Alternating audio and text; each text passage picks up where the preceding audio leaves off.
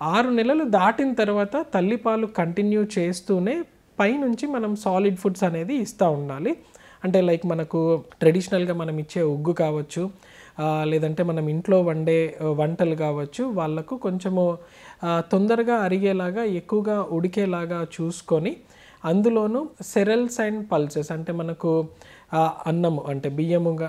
ఉండేలాగా పప్పులు ఉండేలాగా చూసుకుని దాంట్లోనే మనకు విటమిన్స్ మినరల్స్ ఉండేలాగా వెజిటబుల్స్ కానీ అవన్నీ కూడా ఉండేలాగా ఇస్తూ ఉండాలి. కొంచెం రఫ్గా చెప్పాలంటే మనకు 4 నుంచి 5 రంగులు కలిగిన ఆహార పదార్థాలు పిల్లలకు ఇవ్వడం అనేది ముఖ్యము. అందులో మనకు రైస్ తీసుకున్నట్టయితే మనకు వైట్ కలర్లో ఉండే రైస్ కావచ్చు, లేదంటే పప్పులు మనకు యెల్లోయిష్ కలర్లో ఉండే పప్పులు కావచ్చు, అండ్ 2-3 రకాల వెజిటేబుల్స్ అంటే మనకు అది క్యారెట్ కావచ్చు, లేదంటే ఆకుకూరలు గ్రీన్ కలర్లో ఉండే ఆకుకూరలు కావచ్చు, లేదంటే టొమాటోస్ కావచ్చు,